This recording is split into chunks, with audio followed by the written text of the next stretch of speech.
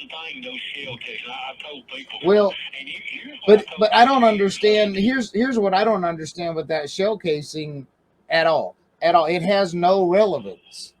It is not evidence. They never proved she was shot. They don't know how she died. They don't. I'm talking about on this case of Tommy, on the death Oh, penalty oh, case. okay, yeah, The shell cases, it plainly shows. See, she's trying to argue with me.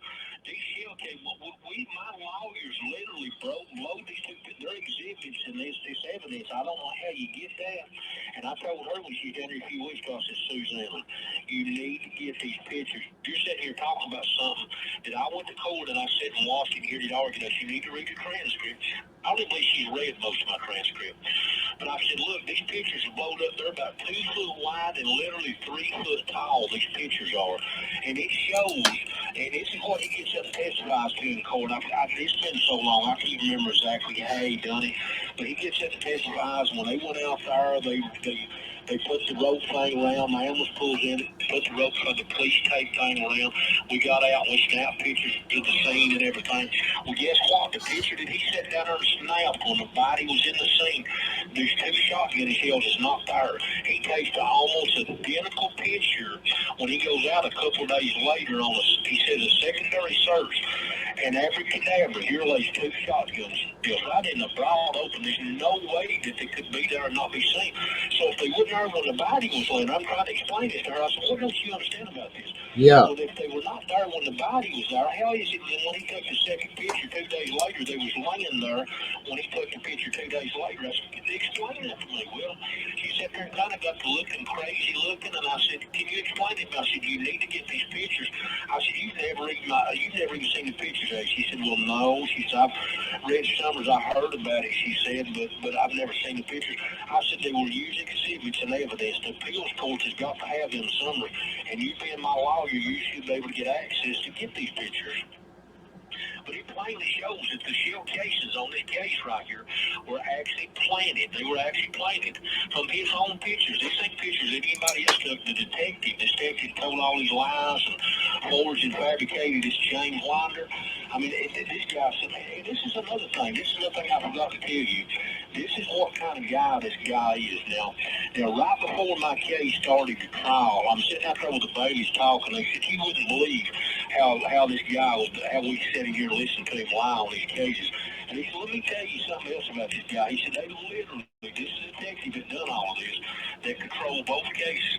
He said, they literally just caught him and his wife stealing out of the back of a Walmart store. I said, you got to be kidding me. He said, no, he said he was moonlighting for extra money as a security guard. And I think he told me it was Walmart. He said, they pull up to the back door and he said something about, he explained to me, I don't know really understand it. He said something about they opened the back door and it had like a silent alarm on it. He said when the police showed up, they had their whole trunk loaded with stuff, this detective did. But he said, look, they're not going to do nothing to him. He said they use him. He said they've got 2 or 3 other murder cases right now. They're fixing to use him on the line. He said, so they're just going to brush it up under the rug and forget about it. And I told Susanna, I said, Susanna, why won't you go and try to find this out? I said, I'm no detective, but I would think that you could go back around the time that right before I went to court on this, and if you looked at his tax records should show where he was working at. They would have to been taking, they'd have to be taking taxes out on him and find out if the Walmart that he was working at. And I said, I would nearly bet you if you wouldn't talk to the manager back in at that time, I know it's been a long time, but he would probably remember something like that happened to the detective like that getting caught stealing out the back of the store. But that's what the Bailiffs told me. He said, you just wouldn't believe what kind of man this guy is. That he has absolutely no kind of morals or no kind of values. He'll say anything that they want him to say. And that's the guy that got me convicted. That told all this forging, all this fabricating, all of this stuff. I So mean, that's just the kind of guy he is. so let me ask you this. As I was going through evidence, I come across the stuff Lester Johnson. And Carolyn said you didn't know him very well, but I don't, no, well, I don't know him at all. now I've heard that name. let me ask you this. She said there was some major drug trade and stuff going on in that area. Some of the people that were involved in this case, witnesses stuff. Um, you didn't by chance mistakenly come across something and they thought you might talk or something, did you? No, no, see, that's something I never. I was a drinker on the Well, street. I I never know done it just. drugs. I was just, I was like, well, I thought I hadn't found a motive. Dang it, I didn't even. I told Kara because she wasn't sure either, and I said, she said, I don't Now think see, now so. see, And my uncle and the older brother to these two that got killed. Now their older brother and my uncle. Now here's what I heard. I don't know this for sure. This is the closest thing that I ever heard about why my uncle and their older brother was arguing. This is what I heard. I heard that my uncle and their older brother that went in over the place over in Blunt County, a trailer park over and robbed some drug dealer, and that these two, here's the two Griffins that got killed, a brother and sister, that their older brother some way took the stuff out, they robbed them and took the stuff and left with it and didn't get my uncle his half of it. And then they got into it over that, and that's what brought this rift on when they were fighting. I don't know that for sure. Now, this is what Tommy told me, the one I'm charged with killing on this case here. 'Cause I asked him one day, I said, Tommy, what are they fighting over and arguing over? He said, well, I'm not for sure. But that was the story that he told me, too. He said, that's what I've heard. He said, I heard that they got a bunch of drugs when they went in that drug house, and he said, brought them down to my mother's house. And he said, my older brother, from what I heard, said, well, look, we'll put them up under mom's house. We'll come back and get them later because we don't know what's going to happen on this. And from what he told me, that he believed his brother went and got the drugs and stuck off the left and didn't give my uncle part of it. He said, I believe that's really this fighting. That's the closest thing I ever heard of what they had going on. I don't know that for sure. That's just the rumor that I heard, right, but see, they had a guy named Bill Griffin too. I don't want Karen to tell you this. They literally had a guy named Bill Cogdell. His name was Bill Cogdell. yeah, He was a good friend of my uncle. He's a rough and shady character. This guy here was. But let me tell you what this guy done. He admitted. He told this woman Joyce Tipton's her name. He told her that he done this. He told her where the body would be found several days before the body be found. He scared her so bad she went to the police department and told them they didn't even go look for it. He told them the body be found, and the body's found in the general area there. And he told them where the body be found up in Wallace, and told them early that it be found. And sure enough, this is where the body is found. But let me tell you what this guy done. This is so crazy.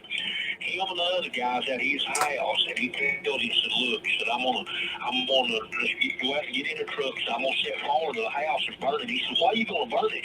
He said, there's evidence of Connie and Tommy, the two that got killed here in the house.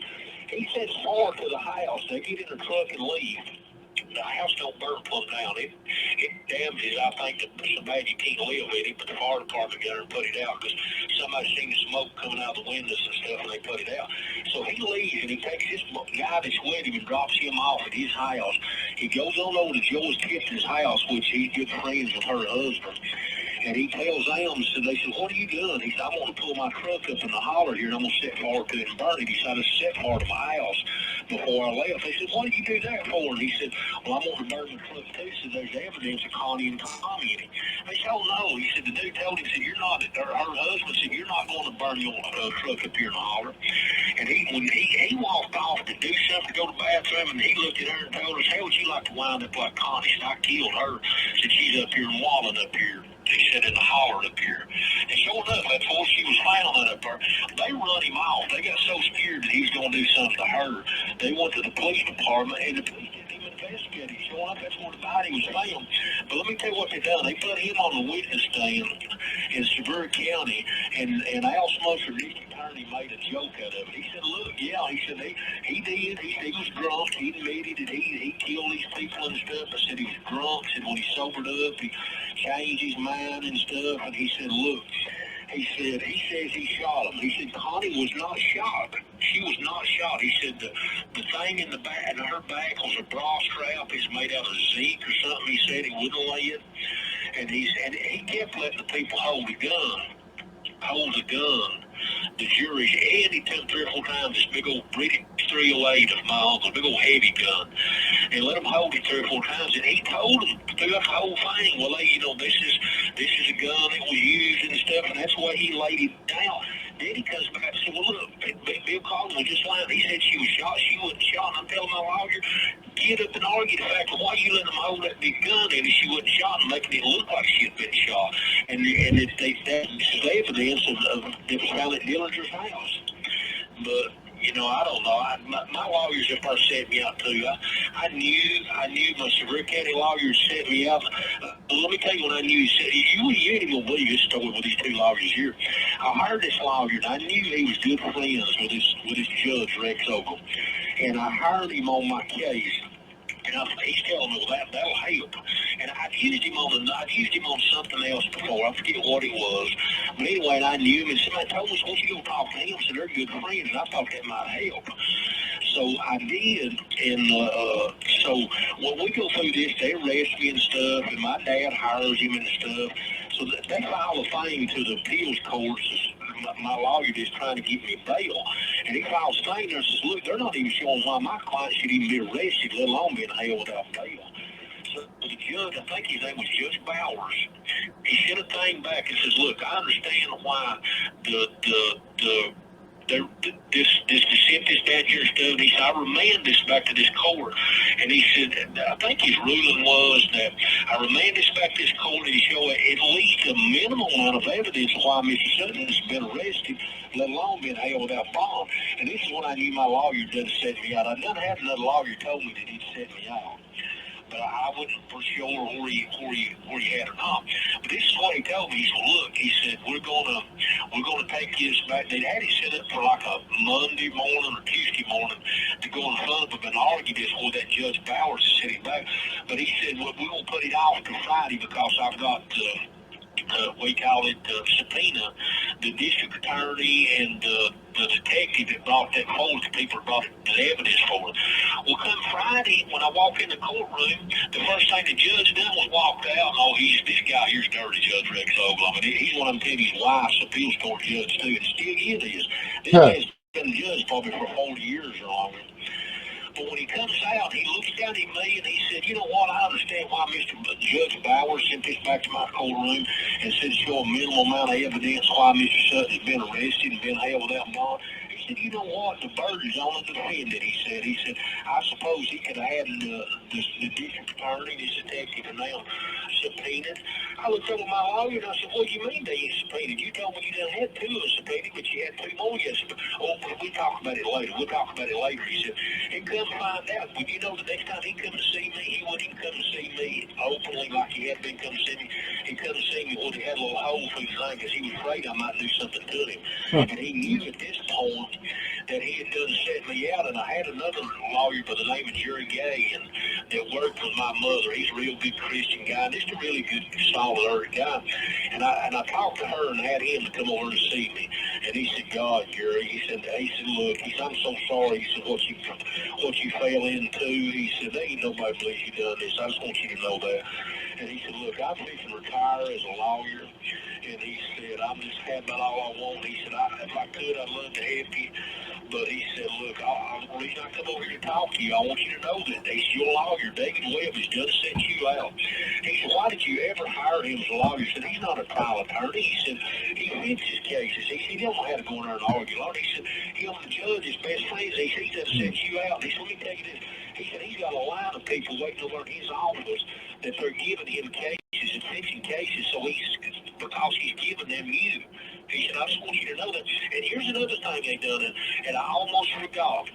And I don't know if there's anything that can be done about this or found out. This is what he told me. He said, let me give you a few good best advice I can give you. He said, you better fire him and get off your case right now before you go to court. He said, he's done set you out. But he said, another thing you need to do, you better go hire they said phonographer, they call them, that takes down the transcript when it's going on. They call it phonographer. Stenographer. But, yeah, he told me, he said, you better go hire one. He said, because when they take you in there and they do all this dirty stuff to you, they're going to steal a bunch of your transcripts. And that's exactly what they done. And let me tell you what they done. This is on the first case, the Sutton County case. They put this death penalty case off for almost 5 years. The state just kept putting it off. So let me tell you what they done to me. They took me in there convicting me.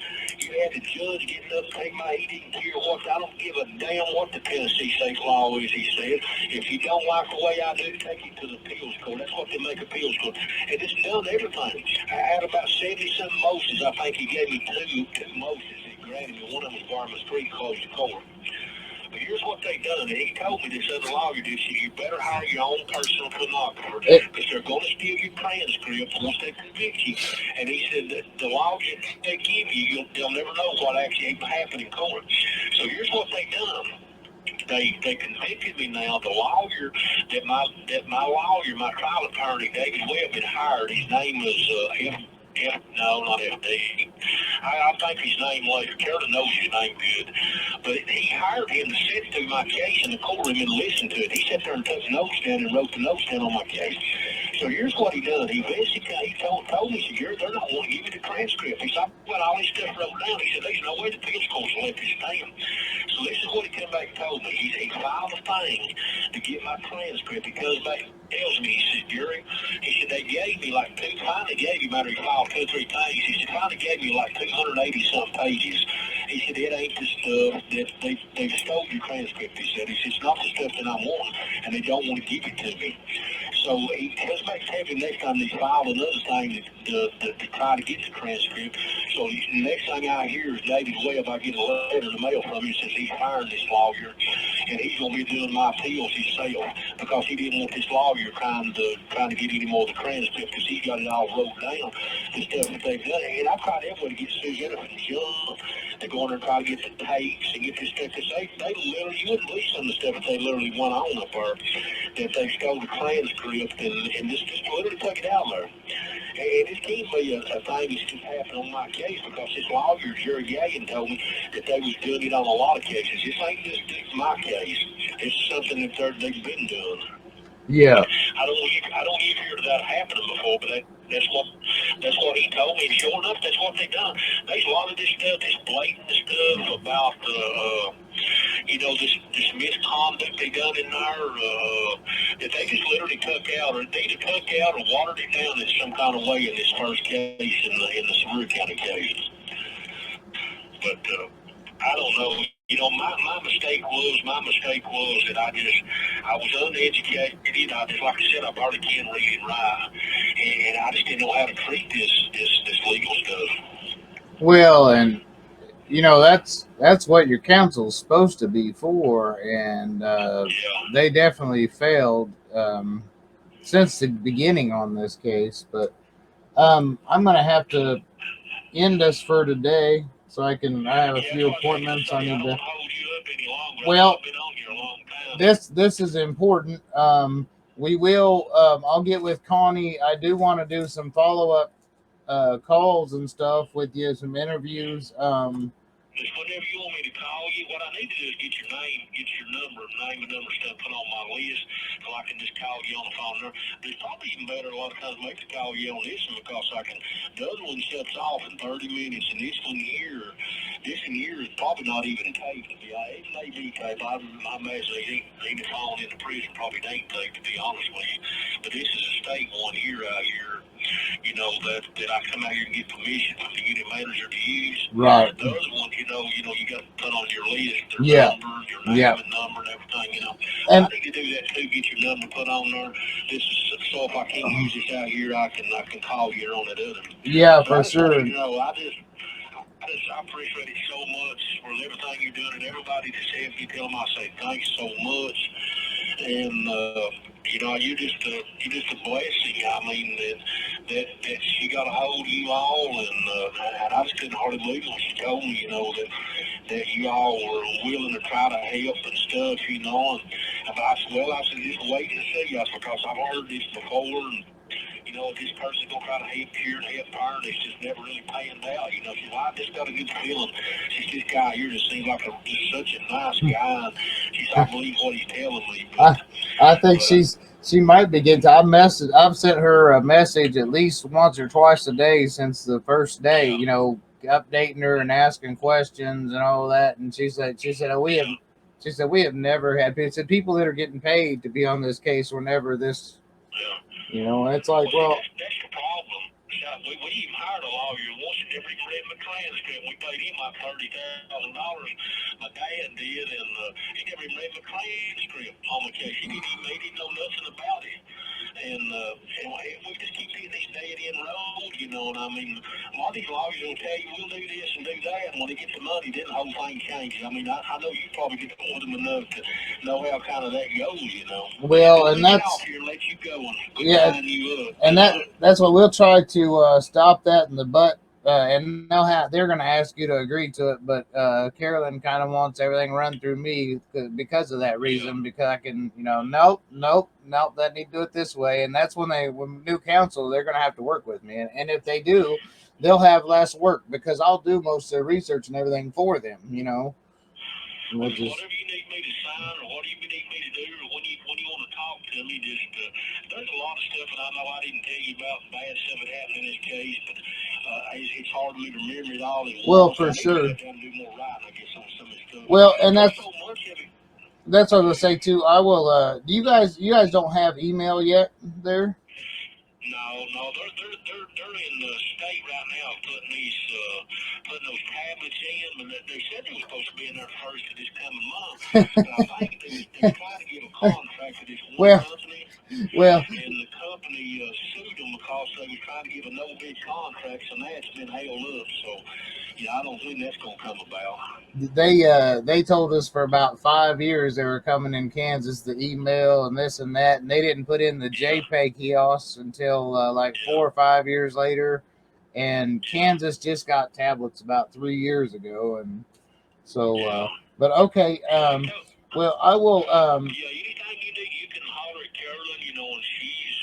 Yeah, and I will. And now that I have your address too, I will put together just a quick note and send off to you. That way you'll have my address and all that. And, but yeah, and I will talk to Carolyn. I'm going to call her in a little bit. I have an interview. I'm doing a live interview with Heather on your case tonight at 7 on YouTube. So, I think Channel 17 News, is going to try to do something here on it in the near future. Did she send you the 2020 CD and stuff too, Carolyn? Not yet. Dr. Charles Harlan stuff? Not yet. No. They done that 2020 thing on my case back, oh Lord, I'm going to say that was 2010, 2011, summer's running there, but she got the whole CD, Carolyn does. I mean, it shows how dirty this doctor is.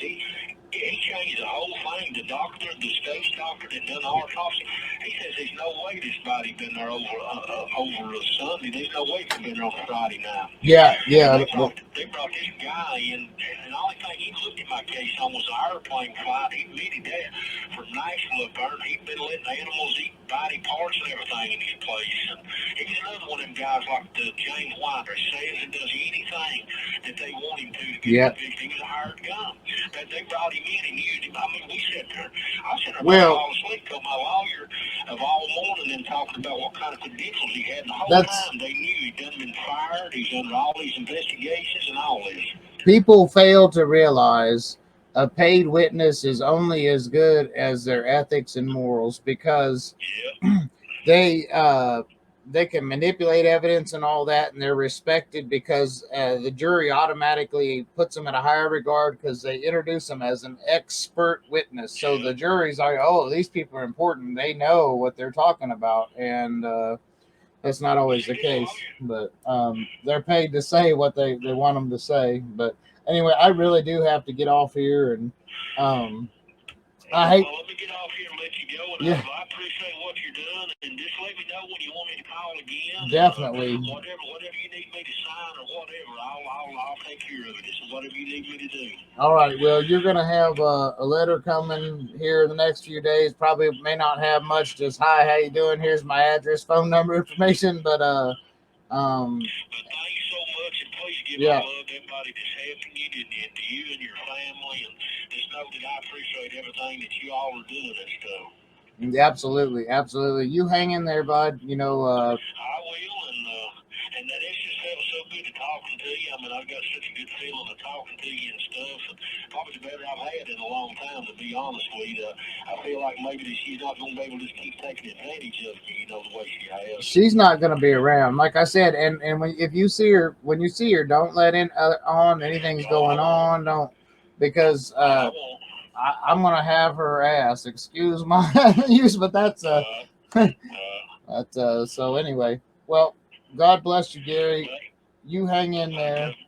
And God bless you, and I'll talk to you later, okay? all right, buddy. We'll talk to you later. Alrighty then, bye-bye. All right, bye. Wow. Wow, wow, wow.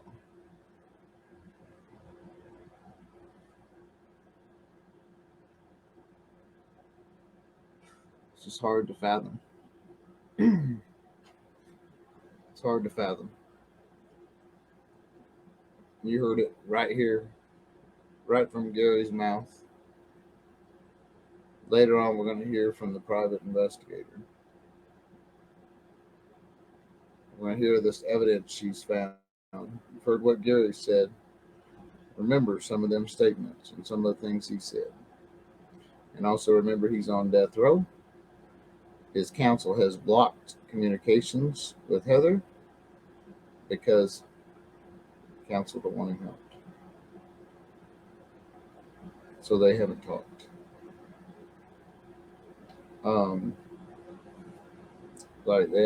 Like they haven't been talking last week or so and getting their stories straight. It's not only I'm hearing the same things across from all these people I talk to. It's the exact same story. There's not even a different version.